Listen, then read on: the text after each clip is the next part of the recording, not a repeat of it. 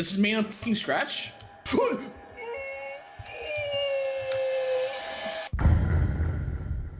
Yo, what up? Scratch is awesome. It's simple and easy to learn with its block-based coding system, and for that reason, some schools, including my own, used it to introduce the basics of coding to their students. But it's not just a great learning tool. It can also be a pretty competent game engine. People have made some pretty insane stuff in Scratch, and I actually primarily used Scratch to make games for over 3 years until switching to Godot. But there's a teeny tiny issue I've noticed. There is a shocking lack of horror games. At least that's what you might think. As it turns out, there are a lot of Scratch horror games, they're just all shadow banned. Cause I guess the Scratch team just doesn't fuck with Freddy Fazbear or something, I don't know. But looking through the Scratch horror games that I could find, I mean, come on, even I could do better than that. Oh, wait a minute.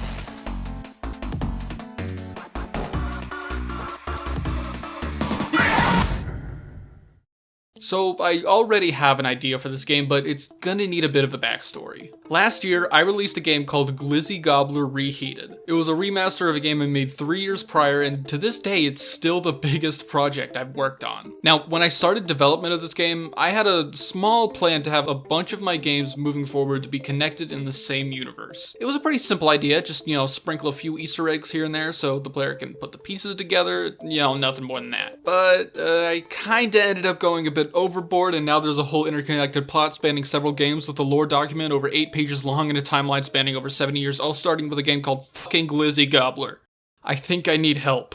Anyways, I followed up this masterpiece of a game with a hard mode I called Glizzy Gobbler Burnt. And spoilers for the 3 people who care enough, this is the ending.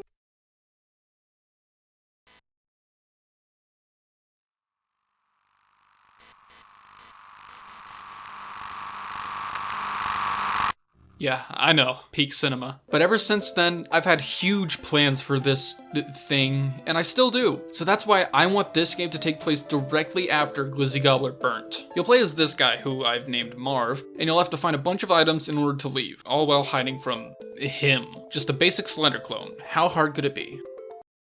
The first thing I did was throw in a text engine I'd already made 3 years ago. I kinda just used it once and never again, so it's nice to finally get some more mileage out of it. And before I continue, I just wanted to add, what was 15-year-old me on when writing this code?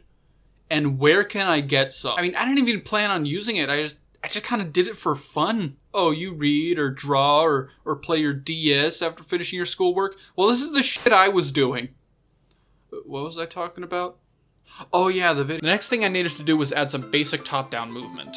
And this is where we run into our first problem with Scratch. There's no camera. So what do I mean by this? Well, in a normal game engine, you would just be able to move the player around freely and then have the camera follow them. So imagine that, but without the whole moving the camera part. Yeah, for whatever reason, the game just isn't that fun anymore. Luckily, Scratch has existed for over 17 years. What? Luckily, Scratch has existed for over 17 years, so people have come up with a few different solutions for this. The most basic solution is just to confine the player to one screen. The main problem with this approach is that it's dumb and boring and stupid and dumb. The much better solution, and the one you probably already expected, is just to move the whole world around the player. There's really only one problem with this, that being collision detection. But it's pretty easy to solve if you've been doing this for as long as I have. This is my solution. I set the player's costume to a small square that'll be used as a hitbox. I then take the player's sprite and move it to wherever the player would end up if there are no walls there. For instance, if you're holding up and left, it'd move up 5 pixels and left 5 pixels. If there is a wall blocking it, it'll slowly slide back to its original position until it's not touching the wall anymore. Once that's done, it saves the coordinates in some variables and moves back to 0, 0. It then changes its costume to the proper frame and moves the entire background based on the saved coordinates. So yeah, that's kind of an oversimplification of it, but you get the gist. Alright, next up, I gave Marv some sprites. They're not that complicated, so I just used Scratch's built-in sprite editor. Now that Marv exists, we need somewhere for the game to take place. So I drew a little layout of the map, nothing too fancy, but it gets the job done. Then I popped open a sprite, and look at that. That's sexy. Alright, we got a map now. Let's see what's next on the to-do list. Yeah, did that. Oh yeah! So the next thing I gotta do is code the monster. And I'm not really looking forward to this. You see, for the game to be scary, I can't just have the monster constantly float towards me. I need this thing to have pathfinding. This is much easier said than done. For starters, this game has a moving camera, and every pathfinding tutorial either completely relies on the camera to stay still or requires the pathfinder's target location to stay the same. This means I can't rely on any outside help for this. But after racking my brain for a few hours, I remembered, oh yeah, I'm a fucking genius! What I ended up doing was setting up a series of nodes around the map.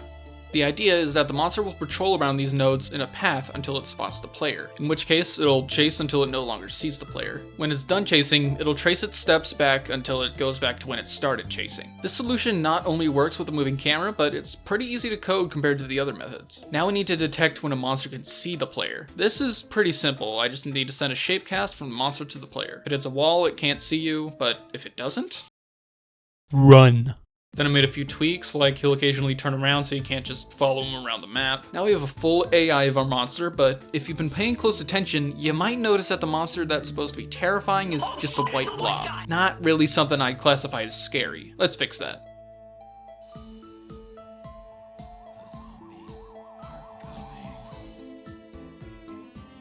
After drawing the sprites, I gotta say, I'm really proud of how far my art skills have come this past year. Anyways, I threw in the sprites, and now we got something that resembles a finished game. All we need now is to sprinkle some collectibles around, make a jump scare, and add a way to win, and the game's done. Now, you know what time it is?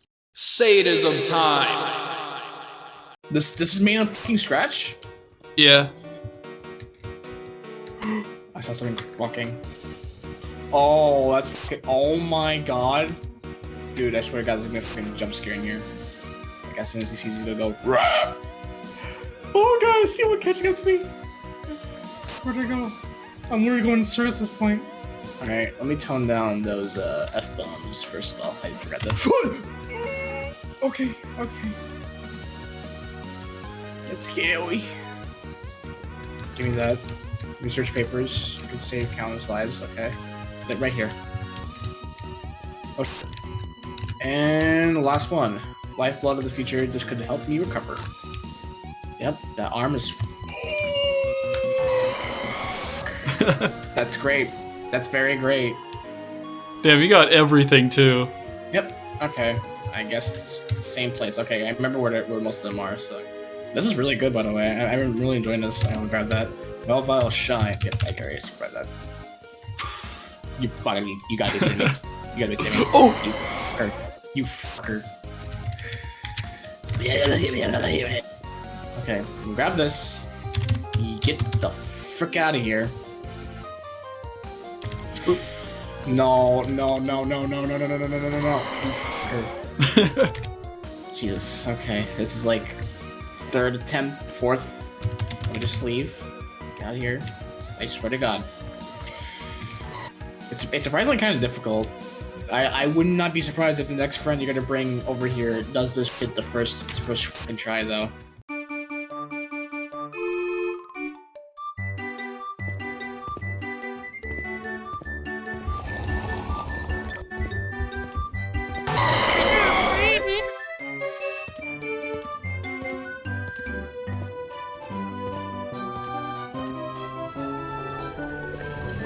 What the?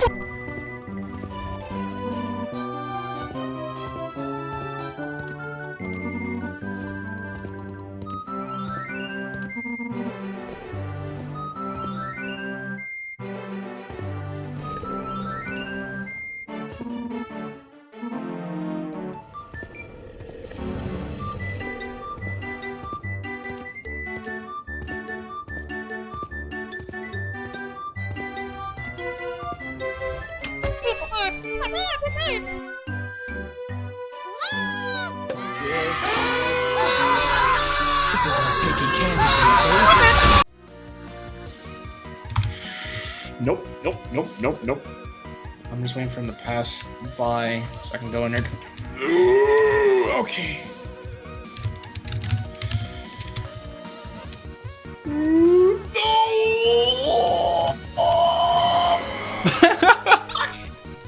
It's always the shine, like right after you get it. Like that is specifically the reason I put it there. I didn't think it would happen 4 times in a row. It's fine, don't worry, it's not gonna happen again. Watch when we link this.